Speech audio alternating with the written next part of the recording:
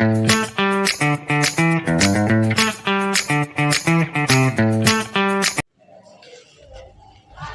Friends, जय श्री कृष्णा। आज हम स्टार्ट करने वाले हैं मैथ्स का जो 13 चैप्टर है।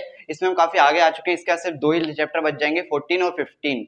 ठीक है, तो सिर्फ 2 लेक्चर की वीडियो बनी आप बची है, मतलब सीरीज आपके सीरीज में सिर्फ 2 ही लेक्चर बचे हैं। तो आप काफी सिंसियरिटी के साथ लीजिए, और अगर आपने बाकी लेक्चर्स नहीं लिए तो आप बिल्कुल उनको सबसे पहले जाके देखिए, क्योंकि उन्हीं में से मोस्ट ऑफ द क्वेश्चंस उन्हीं पैटर्न पे 10th बोर्ड एग्जाम में आएंगी, क्योंकि मैंने उसमें काफी इंपॉर्टेंट क्वेश्चंस बताए, चाहे वो एमपी बोर्ड हो या फिर सीबीएसई बोर्ड हो। ठीक है, तो आज हम स्टार्ट करने वाले हैं सरफेस एरिया एंड वॉल्यूम। ठीक है, तो सरफेस एरिया, तो इसमें जो इंपॉर्टेंट टॉपिक है 2, इन्हीं पे आज की हमारी वीडियो होने वाली है। ठीक है, इसमें हमारा फर्स्ट टॉपिक क्या है, surface areas of a combination of solid, और सेकंड है volume of a combination of solid. देखिए, इसके बारे में जनरली थोड़ी थोड़ी बात हम करते हुए आ ही रहे हैं, लेकिन फिर भी आपको थोड़ा बेसिक से यही बता देता हूँ, इसको ज्यादा लंबा नहीं खींचूंगा, क्योंकि ये आपको जनरल थोड़ी आइडिया है ही। और आप अगर सोचेंगे कि इसमें कुछ और टॉपिक भी हैं इस चैप्टर में, तो वो टॉपिक हटा दिए गए हैं। ये 2 टॉपिक है जिनसे क्वेश्चन आ सकता है, तो इसलिए मैंने ये 2 टॉपिक रखे हैं इस चैप्टर में। ठीक है, तो इसके बारे में थोड़ा फर्स्ट टॉपिक के बारे में बात करता हूँ। तो फर्स्ट टॉपिक में क्या है, surface areas of a combination of solids. ठीक है, सरफेस एरिया क्या होता है, जैसे कि फॉर एग्जाम्पल जैसे मेरे पास एक बॉक्स है। ठीक है, तो बॉक्स के आसपास कितने सरफेस होते हैं, जैसे कि आपके पास एग्जाम्पल के लिए ये डस्टर है। ठीक है, तो इसकी कितनी सरफेस है, 1 2 3 4 और ये 5 और ये 6। ठीक है, तो ये पूरी 6 सरफेस है। तो अगर मान लीजिए होलो होता है, यानी कि अंदर जगह खाली होती है, ऐसा कुछ बॉक्स होता है जहां पे अंदर जगह होती है जिसमें आपको सामान रख सकते हैं, तो ऐसे सरफेस, तो उनका एरिया निकालना ही, उसी को बोलते हैं surface areas of combination of solid. मतलब सरफेस एरिया के कॉम्बिनेशन से जो सॉलिड बनता है, या बोल सकते हैं कि मतलब एक बॉक्स बन गया, वो बॉक्स ही हो गया ना। मतलब उस बॉक्स में कितनी सरफेस है, जैसे ये है, मान लो अगर होलो होता तो एक सरफेस, 2 3 4 और 5 और ये 6। ठीक है, तो ये 6 सरफेस, इनसे के कॉम्बिनेशन से ये बन गया है। ठीक है, तो इसी को बोलते हैं सरफेस एरिया। तो उन्हीं का एरिया निकालना, उस सरफेस का एरिया निकालना। जैसे कि ये सरफेस है, ठीक है, आपके सामने, तो इसकी ये हाइट है, ये इसकी ब्रेथ है, तो इन दोनों का मल्टीप्लाई कर देंगे, जो क्या बन जाएगा, एरिया। तो ये सरफेस का एरिया हो गया। तो इसमें हम ये इस तरह की बात करेंगे और क्वेश्चन सॉल्व करेंगे, क्योंकि क्वेश्चन में आपको ज्यादा अच्छे से समझ आए, क्योंकि हम क्वेश्चन पे ज्यादा ध्यान देंगे, क्योंकि क्वेश्चन के पैटर्न पर ही ज्यादा 10th बोर्ड एग्जाम में उसी पैटर्न पे क्वेश्चन आएंगे। ठीक है, ठीक है, तो इसीलिए हम क्वेश्चंस पे देखेंगे कि क्वेश्चन किस तरह से क्वेश्चन आते हैं इस टॉपिक से, तो हम क्वेश्चन पे ज्यादा फोकस करेंगे। ऐसे एग्जांपल के लिए मैं आपको बता दूंगा, वैसे मैंने थोड़ा तो आइडिया दे दिया है। अब नेक्स्ट टॉपिक की बात करें, इसमें सेकंड टॉपिक, इसमें क्या है, volume of a combination of solids. ठीक है, वॉल्यूम वॉल्यूम वॉल्यूम आपको कुछ इस तरह, मान लीजिए एक बॉक्स है आपके पास, तो वॉल्यूम में कितनी साइड्स होती हैं, 3 साइड्स होती हैं, या फिर बोल सकते हैं 3 डायमेंशन होती हैं। आपने अभी तक एक्स वाई प्लेन देखा होगा, जिसमें हमने कार्टेशियन प्लेन भी देखा था, तो उसमें कितनी डायमेंशन होती है, 2, एक्स एक्सिस और वाई एक्सिस। अब इसमें एक एक्सिस और आ जाए, ये मैंने बोर्ड प्लेन में है एक, इसमें इसलिए मैंने आपको ऐसे टेढ़ी लाइन बताई, लेकिन आप इसको, ये लाइन को ऐसा मान सकते हो, ये बाहर निकल रही है। ठीक है, तो 3 डायमेंशन हो गई। तो वॉल्यूम में 3 डायमेंशन होती है। अब कैसे होती है, देखिए, ये बॉक्स है आपके पास, एग्जाम्पल के लिए फिर से हम वही डस्टर लेंगे। देखिए, ये बॉक्स, ये आपके पास डस्टर है, तो इसके पास ये हाइट है, ये ब्रेथ है। अब इसकी कुछ मतलब बाहर की साइड भी ये निकला है, इतना इतना हिस्सा ये बाहर भी निकला है ना, तो बाहर की तरफ भी हाइट भी इसका और लंबाई भी इसका, तो मतलब 3 डायमेंशन है, 3 डायमेंशन में भी है। तो इन्हीं को बोलते हैं 3 डायमेंशन। और वॉल्यूम जो होता है उसमें 3 डायमेंशन ही होती हैं। जैसे कि इसके पास ये बाहर की तरफ निकला है, ठीक है, तो इस और बाहर वाली एक्स को बोलते, लेंथ को बोलते थे एक्स, और जो वर्टिकल में परपेंडिकुलर लाइन होती थी उसे बोलते थे वाई। तो अभी एक और जो लाइन हो गई, मतलब एक और जो डायमेंशन हो गई, उसे बोल देंगे जेड एक्सिस।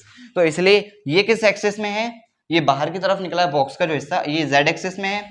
ये आपका किस में है, हाइट में है, यानी कि वाई एक्सिस में है। और ये आपका किस में है, एक्स एक्सिस में है। ठीक है, तो ये बॉक्स में 3 डायमेंशन होती हैं, तो इसलिए बोलते हैं volume of a combination of A solid. ठीक है, वॉल्यूम, किसी सॉलिड का वॉल्यूम निकालना, इसमें हम सीखेंगे। ठीक है, तो ये पूरे ऐसे बेसिक इंफॉर्मेशन है। अब हम क्वेश्चन पे जाते हैं डायरेक्ट, जो क्वेश्चन आ सकते हैं 10th बोर्ड एग्जाम में, क्योंकि कोई भले ही आपको कितना ही समझ रहा है, लेकिन जब क्वेश्चन ही सही नहीं होगा तो क्या मतलब। तो इसलिए हम डायरेक्ट क्वेश्चन पे जंप करते हैं, इससे आपको क्वेश्चन के थ्रू कॉन्सेप्ट भी क्लियर हो जाएगा और जो क्वेश्चन आने वाले हैं वो भी आपको पता चल जाएंगे। तो आप इसको नोट कीजिए। इसके आगे फिर हम इंपॉर्टेंट क्वेश्चंस देखते हैं। तो फ्रेंड्स, हमारे सामने है एक बहुत ही मोस्ट इंपॉर्टेंट क्वेश्चन। हम सिर्फ क्वेश्चन से फोकस करेंगे और सिर्फ फॉर्मूले ज़्यादा से ज़्यादा उनका थोड़ा कॉन्सेप्ट समझ लेना आप। लेकिन अभी हमारे लिए ज़्यादा इंपॉर्टेंट ये है कि कौन से क्वेश्चंस आ सकते हैं 10th बोर्ड एग्जाम में। ठीक है, तो हम इसमें हमारे पास एक क्वेश्चन दिया है, इसको हम सॉल्व करेंगे। कुछ फॉर्मूलेस लगे हैं, आप वो फॉर्मूले डायरेक्ट याद रख लीजिए। वो फॉर्मूले डायरेक्ट एग्जाम में आ सकते हैं, एक एक दो दो नंबर में।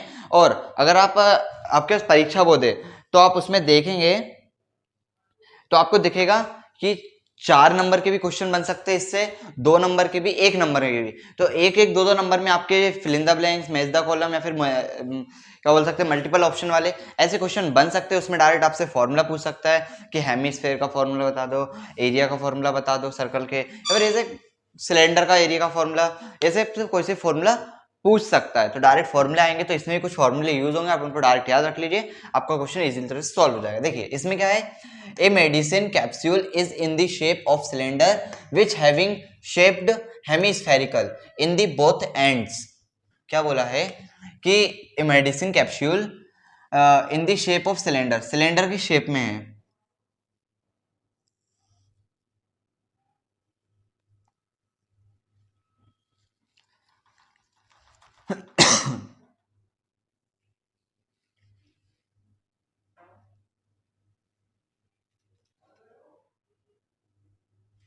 ठीक है, तो आप देख सकते हैं कि हेमिस्फेयर मतलब सिलेंडर की फॉर्म में क्या बोला, which having shaped hemispherical, hemispherical है in the both ends, both end से ये हेमिस्फेयर जैसा है। हेमिस्फेयर है ना, स्फेयर क्या होता है, जैसे बॉल हो गई आपकी, फुटबॉल हो गई, तो स्फेयर है। ठीक है, तो हेमिस्फेयर मतलब आधा हिस्सा। ठीक है, तो ये हेमिस्फेयर है, हेमिस्फेयर इस साइड भी, हेमिस्फेयर इस साइड भी है। ठीक है, तो उसने आगे क्या बोला है, the length of capsule is 14 mm। ठीक है, लेंथ ऑफ कैप्सूल कितनी है, 14 mm। अगर आप यहाँ से डॉट डॉट डॉट डॉट करेंगे, यहाँ से डॉट डॉट इसके एंड, कैप्सूल के एंड से, तो इस एंड से इस एंड तक की डिस्टेंस कितनी देकर रखी, 14 mm। And diameter is 5 mm। Diameter किसका होता है, रेडियस का डायमीटर होता है, तो सॉरी सर्कल का डायमीटर होता है। तो आप देखेंगे तो स्फेयर है, ये कुछ सर्कल जैसा कवर कर रहा होगा। अगर इसको डॉट डॉट डॉट डॉट ऐसे किया जाए, ऐसे इसको भी डॉट डॉट किया जाए, तो ये कुछ सर्कल जैसा कवर कर रहा होगा। तो डायमीटर किसकी, इसी की डायमीटर देके रखी है। ये डायमीटर होती है, इसका कुछ सेंटर होगा, सेंटर से जो लाइन पास होती है और सरफेस सर्कल के एक पॉइंट से दूसरे पॉइंट तक जाती है, मीन्स अगर बोल सकते हो एक सर्कमफेरेंस पॉइंट से दूसरे सर्कमफेरेंस पॉइंट तक जाती है, सर्कल के सेंटर से पास होती है लाइन, तो उसको बोलते हैं डायमीटर। ठीक है, तो डायमीटर कितनी देके रखी है, 5 mm।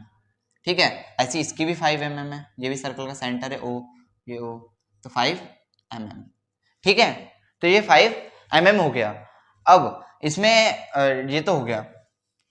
ठीक है, and find its total surface area. बस हमारा क्वेश्चन कंप्लीट हो गया। अब इसमें क्या बोला, फाइंड टोटल सरफेस एरिया, मतलब कैप्सूल है, इसका एरिया हमें निकाल के दिखा दीजिए। बस इतना सा क्वेश्चन है। इसमें कुछ मैं फॉर्मूला आपको डायरेक्ट बता देता हूँ, आप डायरेक्ट उनको याद रख लीजिए। ठीक है, अब देखिए ये हम हटा देते हैं क्योंकि हमको पता चल गया, ये समझाने के लिए बताया था मैंने आपको। ठीक है, तो अब आपको पता है कि डायमीटर इसकी क्या है, 5 mm है। ठीक है, तो इसकी रेडियस कितनी होगी, डायमीटर कितनी है, 5 mm, तो रेडियस कितनी है, क्या होती है, d/2, तो 5/2 mm। ठीक है, हो गया। ठीक है, अब इसमें हमारी ये हो गई 5 सेंटीमीटर। ठीक है, तो ये सर्कल जो था ऐसा ऐसा, तो ये आपकी रेडियस है 5 mm, मतलब डायमीटर है। अगर इस लाइन को मतलब सर्कल है तो ये डायमीटर है, तो यहाँ से यहाँ तक की डिस्टेंस क्या होगी, वही तो रेडियस होगी। ये पूरी तो कंप्लीट डायमीटर है, तो ये रेडियस होगी आपकी। ठीक है, ये आपकी रेडियस होगी, रेडियस है, तो रेडियस आपकी कितनी हो गई, 5/2 mm। ठीक है, तो 5/2 आपकी रेडियस हो गई। अब आपको पता है 5/2 आपकी रेडियस हो गई, तो रेडियस यहाँ से यहाँ तक भी सेम होगी, और यहाँ से यहाँ तक भी सेम होगी, ठीक है, और यहाँ से यहाँ तक भी सेम होगी। या फिर इसी को बोल सकते हैं, इसकी भी रेडियस ऐसे ही देखा जाए तो यहाँ से यहाँ तक की रेडियस जो आर है वो कितनी होगी, 5/2 होगी। 5/2 ही होगी ना, ये पूरा सर्कल है, तो ये सर्कल है ना, तो यहाँ से इस लाइन को यहाँ तक और बढ़ा दे, डायमीटर हो गई। डायमीटर का था 5/2 है, मतलब वही आपकी रेडियस है, ठीक है। 5/2 आपकी रेडियस है, ठीक है, समझ आ गया।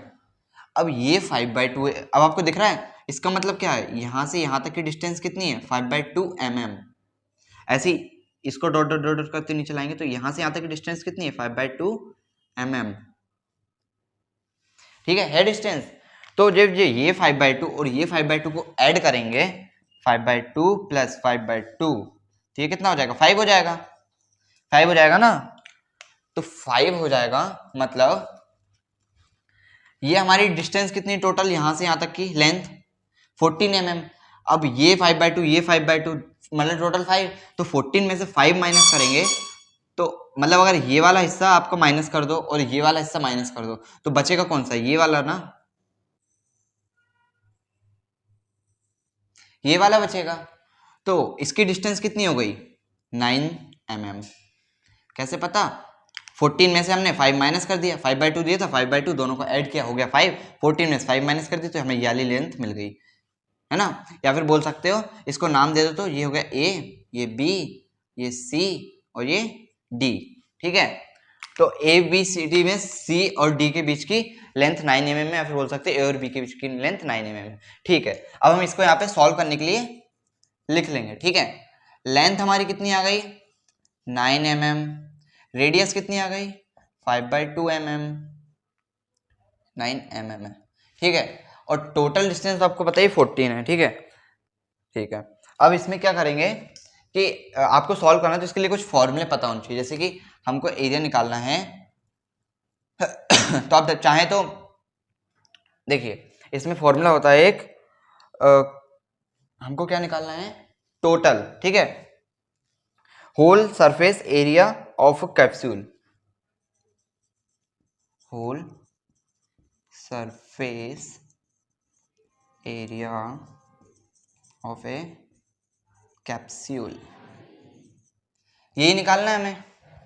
तो इसमें मतलब इस पूरे का एरिया, तो इसमें हमें किस किस कौन कौन से सरफेस एरिया की जरूरत होगी, देखिए एक हमें यहाँ इसका एरिया, इसका निकालने की जरूरत पड़ेगी, ठीक है, इस वाले सरफेस की, और एक इन हेमिस्फेयर का एरिया निकालने की जरूरत पड़ेगी, मतलब 2 फॉर्मूले की जरूरत पड़ेगी। अगर हम इसका फॉर्मूला निकाल लें तो उसका मल्टीप्लाई 2 से कर देंगे, ठीक है, तो हमारा इन दोनों का निकल जाएगा, और फिर इसका अलग से निकाल लेंगे, तो दोनों को ऐड कर देंगे तो हमारा जाएगा कंप्लीट, बोल सकते हैं whole surface area of a capsule. तो इसमें क्या होता है, फर्स्ट फॉर्मूला होता है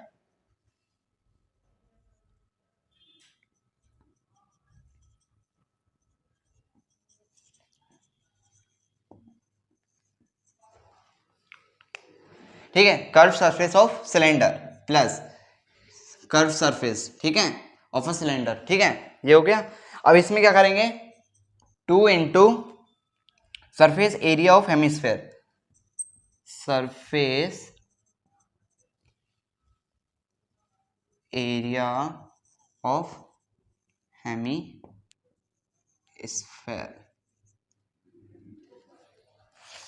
2 into surface area of hemisphere, ठीक है। तो हमें ये दोनों फॉर्मूले की जरूरत पड़ेगी, क्योंकि ये क्या है, कर्व सरफेस ऑफ सिलेंडर, ये वाला सिलेंडर कर्व सरफेस है, इसका formula plus 2 into surface area of hemisphere, surface area इसका और सरफेस एरिया इसका, दोनों का मल्टीप्लाई, मतलब इसका निकाल लेंगे तो उसी का मल्टीप्लाई 2 से कर देंगे तो यहाँ का भी निकल के जाएगा। तो ये 2 फॉर्मूले की जरूरत होती है। तो इसमें जो curve surface of a cylinder का फॉर्मूला होता है वो होता है आपका 2πr_l, ठीक है, plus 2 into surface area of A hemisphere, आप इसका फॉर्मूला होता है 2πr²। आपको पता ही होगा, कैसे पता है, देखिए 2πrl है, 2π तो हो गया, ठीक है, उसके वैल्यू पता है, 2 तो 2 है, और पाई की वैल्यू पता है, r इसकी रेडियस हो गई, ठीक है। अब जैसे कैप्सूल है, कैप्सूल 3D में होता है ना, तो जैसे कि फॉर एग्जांपल ये कैप्सूल जैसा है, मान लीजिए इसकी अगर हेमिस्फेयर जैसी शेप होती है आगे पीछे से, तो ये पूरा सरफेस जैसा है, मतलब पूरा हेमिस्फेयर है। इसको अगर देखा जाए कर्व सरफेस जैसी इसकी होती, ठीक है। तो इसमें हमें क्या क्या जरूरत पड़ती, जैसे कि अगर देखा जाए कर्व सरफेस जैसी, अगर इसको कैप्सूल को ऐसा घुमा दिया जाए, मतलब ये ऐसे में रखा है, इसको ऐसे घुमा दिया जाए, तो क्या होगा, ये सर्कल जैसा दिखेगा इसका कुछ ऐसा पार्ट, ठीक है। तो उसके कुछ रेडियस भी होगी, जैसे अगर आप इसको देखेंगे, इसको और घुमा देंगे तो ये कुछ ऐसा दिखेगा सामने, सिर्फ इतना हिस्सा दिखेगा कि आपको ऐसा कुछ दिख रहा है, पूरा बाकी तो अंदर चला गया, सिर्फ इतना इतना सामने का यहाँ का हिस्सा दिखेगा। जैसे कि ये पेन है, ये कैप्सूल है, कैप्सूल जैसे समझिए। तो ये भी ऐसे में दिखा रहा हूं मैं आपको, अगर इसको ऐसे में दिखाऊं तो आपको सिर्फ ये वाला हिस्सा दिखेगा ना, ठीक है। तो इसलिए है, तो जब आप देखेंगे इसको तो आपको कैसे दिखेगा, सामने से ऐसा कुछ दिखेगा, बड़ा दिखा रहा है तो आपको क्लियर दिखे, ठीक है। तो इसकी कुछ रेडियस भी होगी आर, तो वही रेडियस है ये आर, ठीक है। और इसकी लेंथ है तो वो आपको दे के रखी 9 mm, हमने मतलब निकाल ली है, ठीक है। तो इसलिए ये हमारा 2 पाई RL आता है, इसमें रेडियस की जरूरत पड़ती है और लेंथ की भी। मैं इसलिए बता रहा हूँ कि इसमें आर की जरूरत क्यों पड़ी, एल की जरूरत क्यों पड़ी, ताकि आपको डायरेक्ट दिखे। बाकी आप डायरेक्ट इसको याद रख लीजिए, डायरेक्ट क्वेश्चन आ जाता है यहाँ से फॉर्मूला के ऊपर, curve surface of a cylinder, ठीक है। अब आ गया +2 into surface area of hemisphere. 2 क्यों लगाया, क्योंकि 2 हेमिस्फेयर है, ठीक है। और 2 pi R square, 2 pi R square क्यों लगाया, क्योंकि 2 पाई तो आपको पता ही कि मतलब जैसे कि 2 पाई क्या होता है, एक सर्कल का पूरा, जैसे आप यहाँ से आपने चलना स्टार्ट किया, वापस घूम के यहीं पे आ गए, तो उससे वो क्या रेडियन में, मैंने आपको बताया था पिछले लेक्चर में, रेडियन में अगर एंगल मेजर करते हैं तो उसको पाई से डिनोट करते हैं। तो ये पूरा जब कर्व करेंगे तो बन जाएगा 2 पाई, ठीक है, 2 पाई हो जाएगा। और रेडियस क्या है, इसकी भी रेडियस होती है, इसलिए इसमें आर का यूज हुआ है, ठीक है। तो अब डायरेक्ट याद रख लीजिए, curve surface of cylinder plus curve surface of cylinder का फॉर्मूला होता है 2 पाई आर एल, और सरफेस एरिया ऑफ हेमिस्फेयर का होता है pi R square, 2 pi R square. और 2 इसलिए लगाया क्योंकि 2 है, अगर एक होता तो सिर्फ 2 पाई आर स्क्वायर लगाते, ठीक है। अब इसको आगे सॉल्व करेंगे, तो इन दोनों में से ये कितना हो जाएगा, 4 पाई हो जाएगा, ये 2 पाई, या फिर ऐसा कर सकते हैं, इसमें से 2 पाई, इसमें से 2 पाई कॉमन ले लेते हैं, 2 पाई कॉमन ले लेंगे तो R L plus 2 R square ये हो जाए। आप चाहें तो यहाँ से आर भी कॉमन ले सकते हैं बाहर, ठीक है। तो हम आर भी कॉमन ले लेते हैं, 2 पाई आर कॉमन ले लिया आपने बाहर, तो यहाँ से आर हट जाएगा, यहाँ से स्क्वायर हो जाएगा, ठीक है। तो अंदर क्या हो जाएगा, R plus L plus 2 R, ठीक है। 2 पाई इंटू आर की वैल्यू आपको दी है, रेडियस कितनी है 5/2, ठीक है, 5/2 इंटू लेंथ कितनी है 9 प्लस 2 इंटू 5/2, 2 से 2 कैंसिल, यहाँ पे भी 2 से 2 कैंसिल। अब क्या बचेगा 5 पाई इंटू ये 9 प्लस 5 कितना हो जाएगा 14 हो जाएगा, ठीक है। अब 14 इंटू 5 कितना होता है 70, ठीक है, 70 इंटू पाई की वैल्यू रख दीजिए, 70 इंटू 22/7, 7 से 70 कैंसिल, तो आ जाएगा 220, ठीक है, 220 mm स्क्वायर। 7 से 10 टाइम में जाएगा ना 70, तो 10 इंटू 22, तो 220 mm स्क्वायर। mm स्क्वायर क्यों आया, क्योंकि एरिया निकाल रहे हैं हम, क्या निकाल रहे हैं, whole surface area of a capsule, area निकाल रहे हैं, इसलिए हमने स्क्वायर लगाया, ठीक है। अदरवाइज आप यूनिट रखते रखते आते ना, तो आप बाद में उसका ही मल्टीप्लाई ऐसे होते होते आपको ये यूनिट मिलती है आखिरी में, ठीक है।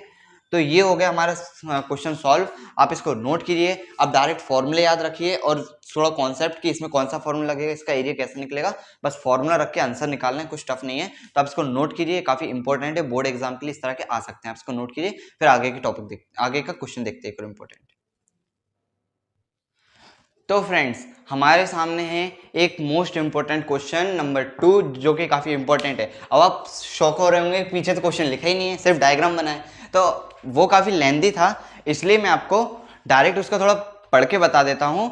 और अगर आप इसको अपने एनसीईआरटी में देखेंगे या फिर आपका परीक्षा होगी तो आप उसमें देखेंगे तो आपको इजीली ये क्वेश्चन मिल जाएगा, प्रीवियस ईयर में भी आ चुका है, ये आ चुका है 2022 में, ठीक है।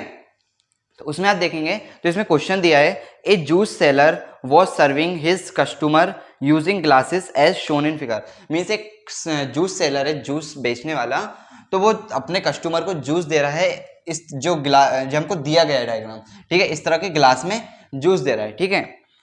The inner diameter of the cylinder glass was 5 centimeter। Inner diameter of the cylinder glass is 5 centimeter। मतलब ये डायमीटर जो होगी, ये कुछ ऊपर से अगर आप देखेंगे इस ग्लास को तो कुछ ऐसा ऊपर से सर्कल जैसा दिखेगा आपको, ठीक है।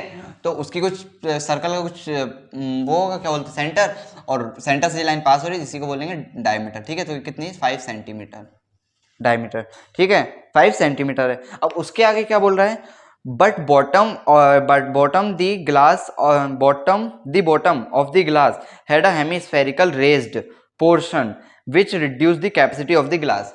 मीन्स ग्लास में एक क्या है, आपको वो दिया है, क्या बोलते हैं, हेमिस्फेरिकल, जो कि अंदर की तरफ है। The bottom of the glass had hemispherical raised portion, मतलब उठा हुआ पोर्शन है अंदर की तरफ, एक हेमिस्फेरिकल, ग्लास में एक अंदर की तरफ, ये हेमिस्फेरिकल है ना, तो ये अंदर की तरफ उठा हुआ है, जो कि इस ग्लास की कैपेसिटी है। जैसे कि अगर इसमें फॉर एग्जांपल 500 mm जूस बन रहा है या फिर कुछ भी, ठीक है, तो उसकी कैपेसिटी, अब ये ऐसा उठा हुआ है तो ये कम करेगा ना इसकी। जैसे अगर आप यहाँ से पानी ऐसा डालेंगे, वाटर यहाँ से पानी डालेंगे आप यहाँ से, तो इसमें अभी यहाँ तक बन रहा था पानी, अब ये ऐसा उठा हुआ है तो पानी यहीं तक रह जाएगा, तो इसकी कैपेसिटी को कम कर रहा है ना।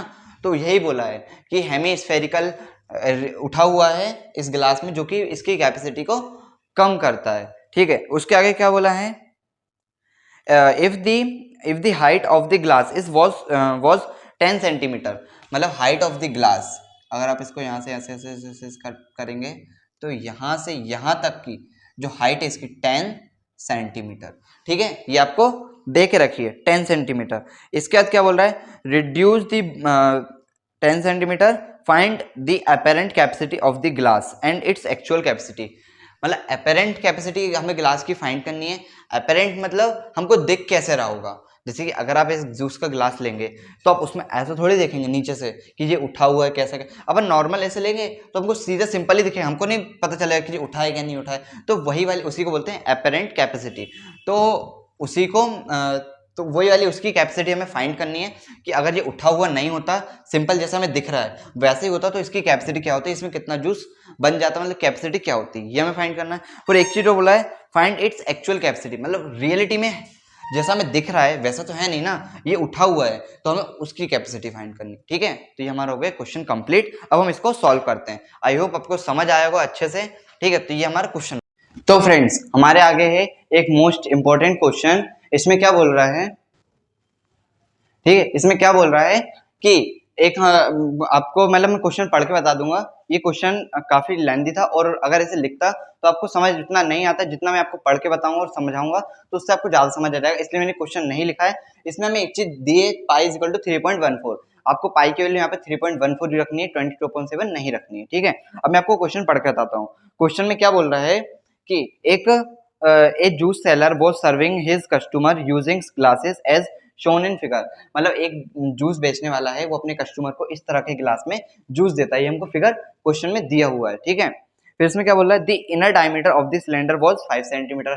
अब ये ग्लास है, ग्लास को अगर आप ऊपर से देखें तो कुछ सर्कल जैसा आपको दिखेगा, तो सर्कल है तो उसका कुछ सेंटर होगा, सेंटर में वो मान सर्कल है, उसकी डायमीटर भी होगी, तो डायमीटर वो हमको दे के रखिए कितनी, 5 सेंटीमीटर। अब डायमीटर 5 सेंटीमीटर है तो रेडियस होगी 5/2 सेंटीमीटर, ठीक है।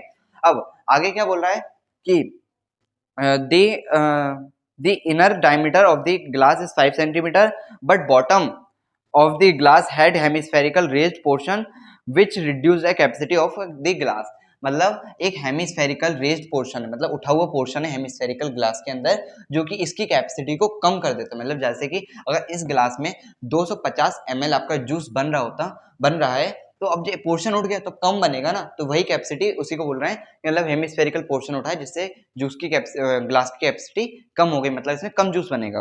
और आगे क्या बोल रहा है, the height of the glass is 10 centimetre, height 10 10 centimetre है ग्लास की, ठीक है। और आगे क्या बोल रहा है, find the apparent capacity of the glass and actual capacity of the glass. मतलब अपेरेंट कैपेसिटी क्या होती है, अपेरेंट अगर आपको ग्लास ऐसे ग्लास में जूस दिया है आपको डायरेक्ट, तो आपको पता तो नहीं चलेगा ना कि वो हेमिस्फेरिकल, जब आपको ऊपर नीचे करके देखो तब पता चलेगा, लेकिन नॉर्मली ऐसे लोगे तो आपको कुछ पता नहीं चलेगा कि ये हेमिस्फेरिकल क्या है। तो आपको क्या लगेगा कि ये हेमिस्फेरिकल नहीं है, मतलब ये जो जूस है वो यहाँ तक भरा है, तो वही उसी को बोलते हैं अपेरेंट कैपेसिटी। तो अगर ऐसा तो ये बोल रहा है इनडायरेक्टली क्वेश्चन में क्या बोल रहा है कि हेमिस्फेरिकल पोर्शन नहीं उठा होता ना, तो आप उसकी कैपेसिटी बता दो ग्लास की, तो हमें वो बताना है और फिर एक्चुअल कैपेसिटी ग्लास की बतानी है। मतलब अगर हेमिस्फेरिकल पोर्शन उठा हुआ जैसा क्वेश्चन में दिया है कि हेमिस्फेरिकल है, ठीक है, तो उसकी कैपेसिटी बता दो। मतलब जैसे कि आपने पहले जूस लिया तो आपको क्या ये वाली पोर्शन नहीं दिखा, तो आपको लगा पूरा जूस मिला है, फिर तो आपको उसकी कैपेसिटी बतानी है। और फिर जब हेमिस्फेरिकल मतलब जब आपने ऊपर नीचे करके देखा तो आपको पता चला कि जो तो हेमिस्फेरिकल है तो उसकी कैपेसिटी कितनी हो गई, तो वही आपको बतानी। तो ये दो क्वेश्चन है, तो चलिए हम इसको सॉल्व करते हैं कि इसमें हमें कुछ फॉर्मूले याद रख ली डायरेक्ट, उनसे आपका हो जाएगा। देखिए पहले तो हम क्या करते हैं, इसमें एक्चुअल निकालनी, पहले हम अपेरेंट कैपेसिटी निकालते हैं।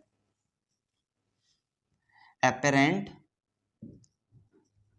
कैपेसिटी ऑफ ग्लास, इसका फॉर्मूला क्या होता है, मतलब इसमें क्या करना होगा, हमें अपेरेंट कैपेसिटी निकालनी ग्लास की, तो उसके लिए एक फॉर्मूला होता है, क्या होता है, वॉल्यूम ऑफ सिलेंडर। क्या होता है, वॉल्यूम ऑफ सिलेंडर, ठीक है, वॉल्यूम ऑफ सिलेंडर होता है। अब वॉल्यूम ऑफ सिलेंडर का फॉर्मूला क्या होता है, पाई, ठीक है, वॉल्यूम ऑफ सिलेंडर का फॉर्मूला क्या होता है हमारा, pi R square H, pi R square into H, ठीक है। तो इसमें आर क्या है, रेडियस है, रेडियस हमारे पास है कितनी है 5/2 सेंटीमीटर, एच हाइट हमारे पास है 10 सेंटीमीटर, ठीक है। तो पाई हमें क्या यूज करना है 3.14, 22/7 नहीं, क्योंकि इसमें बोल के रखा है 3.14 यूज करो, तो हमने कर लिया। रेडियस कितनी है 5/2 का स्क्वायर इंटू एच, हाइट कितनी है 10, ठीक है। इसको आप सॉल्व करेंगे तो आपके पास डायरेक्ट आंसर आ जाएगा, सिर्फ कैलकुलेशन है, उसमें आप सॉल्व करेंगे तो आ जाएगा 196.25 सेंटीमीटर स्क्वायर। अब सेंटीमीटर स्क्वायर क्यों यूज कर रहे हैं, क्योंकि हम इसमें क्या सेंटीमीटर स्क्वायर नहीं, सेंटीमीटर क्यूब, क्योंकि इसमें हम क्या निकाल रहे हैं, वॉल्यूम निकाल रहे हैं, इसलिए हमारा सेंटीमीटर क्यूब होगा, ठीक है। अब हमने इसका अपेरेंट कैपेसिटी निकाल दी, मतलब जब हेमिस्फेरिकल जो शेप नहीं होगा जूस, जब यहाँ तक भरा जाएगा तो उसकी कैपेसिटी क्या होगी 196.25 सेंटीमीटर क्यूब। अब आगे हम निकालते हैं एक्चुअल कैपेसिटी। अब देखिए एक्चुअल निकालनी है तो इसका मतलब ये हेमिस्फेरिकल वाला है, जूस यहाँ तो भराएगा नहीं, तो हम अगर ये हेमिस्फेरिकल वाले पोर्शन को माइनस कर दें तो हमारा क्या बचेगा, actual portion, actual capacity glass की, ठीक है। तो हम उसको निकालने के लिए क्या करते हैं, पहले हम इसका एरिया, इसका वॉल्यूम निकाल लेते हैं हेमिस्फेरिकल का, फिर उसको माइनस कर देंगे इसमें से, तो आपका आंसर आ जाएगा पूरा कंप्लीट, ठीक है। तो इसको हम निकालते हैं, अपेरेंट वॉल्यूम ऑफ हेमिस्फेरिकल, ठीक है, volume of hemispherical. Volume of hemispherical का फॉर्मूला क्या होता है 2/3 पाई आर क्यूब, ठीक है, 2/3 पाई आर क्यूब, यही फॉर्मूला होता है आपका इसका हेमिस्फेरिकल वॉल्यूम निकालने के लिए। तो इसको हम इसकी वैल्यू रखें 2/3 इंटू पाई की वैल्यू 3.14 इंटू आर की वैल्यू कितनी 5/2 इसका क्यूब, ठीक है। इसको भी आप सॉल्व करेंगे, सिर्फ कैलकुलेशन है, इसको आप सॉल्व करेंगे तो आपका आंसर आ जाएगा 32.71 सेंटीमीटर। अब यहाँ पे क्यूब रखें या फिर स्क्वायर, पता है वॉल्यूम निकाला है तो इसलिए हम डायरेक्ट इस पे क्यूब लगा देंगे बिना सोचे समझे, ठीक है। तो ये आपका पूरा हो गया, ठीक है। अब इसमें आगे हमने कौन सा वॉल्यूम निकाला है, ये वाला जो आपका हेमिस्फेरिकल दिख रहा है, ये वाला हमने इसका वॉल्यूम निकाल दिया है। अब हम इस पूरे में से अगर ये वाला माइनस कर दें तो हमारी एक्चुअल निकल जाएगा, मतलब जूस कहाँ तक भराएगा यहाँ तक, तो आपका वाला एक्चुअल निकल जाएगा। अब हमारा पूरे का वॉल्यूम कितना है, ये है, इसमें से हम ये वाला माइनस कर देंगे तो हमारा निकल जाएगा। तो चलिए निकालते हैं। तो आप इसको क्या करेंगे, एक्चुअल निकालने के लिए actual capacity of glass, actual capacity of glass निकालेंगे तो उसके लिए आपको क्या करना होगा, ये वाला अपेरेंट कैपेसिटी ऑफ ग्लास है कितनी है 196.25 सेंटीमीटर क्यूब, इसमें से आप माइनस कर देंगे वॉल्यूम ऑफ हेमिस्फेरिकल कितना है 32.71 सेंटीमीटर क्यूब। तो इसको आप सिंपली सॉल्व करेंगे तो आपका आंसर आ जाएगा 163.54 सेंटीमीटर क्यूब, ठीक है। ये आपका पूरा क्वेश्चन सॉल्व हो गया, मतलब यहाँ से आपने एक्चुअल कैपेसिटी निकाल दी इस क्लास की। ठीक है, तो यही आपके क्वेश्चन थे, हमको मेनली 2 चीज निकाल के बताना था, लेकिन हमें अगर हमें एक्चुअल निकालनी है तो हमें इसकी भी जरूरत पड़ती, वॉल्यूम ऑफ हेमिस्फेरिकल, इसलिए हमने इसका वॉल्यूम निकाला, जैसे कि आपने देखा कि हमें जरूरत पड़ी। ठीक है, तो ये हमारे पूरे क्वेश्चन हो गए, यही 2 मोस्ट इंपॉर्टेंट क्वेश्चन है जहां से इसी के जिसके पैटर्न पे 10th बोर्ड एग्जाम में, चाहे वो एमपी बोर्ड हो या फिर सीबीएसई, दोनों में क्वेश्चन आ सकते हैं। तो आप काफी अच्छे से इनको समझिए, अगर आप समझ नहीं आए तो वीडियो को पीछे करके आप पॉज करके अच्छे से देख सकते हैं। तो फ्रेंड्स ये आप नोट कर लीजिए, और इसी पैटर्न पे एनसीईआरटी जो आपके पास है उसमें से आप क्वेश्चन लगा लीजिए, डेफिनेटली आप अच्छे नंबर स्कोर कर सकते हैं मैथ्स में 10th बोर्ड एग्जाम में। ठीक है, तो फ्रेंड्स आगे की वीडियो के लिए आप इस चैनल को सब्सक्राइब भी कर सकते हैं। ठीक है, जय श्री कृष्ण।